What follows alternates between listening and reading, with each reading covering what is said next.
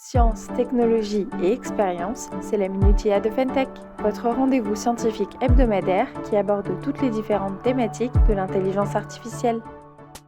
Beaucoup ont entendu parler du B2B ou du B2C, qui veulent dire business to business ou business to client.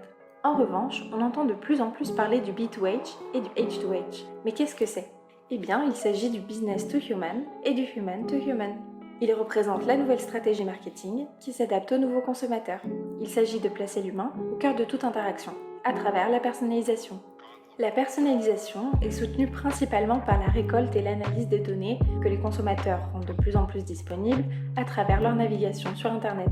Ainsi, en ayant une meilleure connaissance de son consommateur, on peut espérer lui offrir une expérience unique.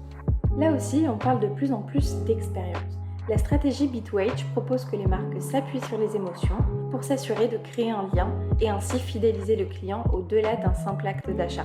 Les marques devraient s'adresser tout d'abord à l'humain sans penser aux prospects ou aux clients.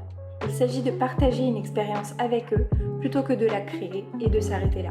C'est simplement lever le rideau et montrer que derrière une marque, il s'agit d'humains qui eux aussi sont des consommateurs à la fin de la journée. C'est à partir de cette information que commence le H2H. Ce n'est même plus une marque ou une entreprise qui s'adresse à l'humain, c'est l'humain, le collaborateur, qui s'adresse à l'humain, le consommateur. Ça permet ainsi d'humaniser le message de la marque et de transmettre là encore une émotion, de créer un lien avec le consommateur.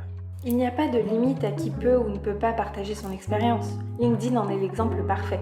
Tous les employés d'une entreprise sont maintenant également ses ambassadeurs. Le partage d'une expérience touchant de près ou de loin au secteur de la marque devient représentatif de celle-ci et du message qu'elle transmet. C'est bien sûr pour le meilleur et pour le pire. C'est déjà la fin de ce podcast. Merci à tous ceux qui sont restés jusqu'ici et je vous retrouve la semaine prochaine pour un nouveau numéro de la Minute IA. Je vous souhaite une très belle semaine.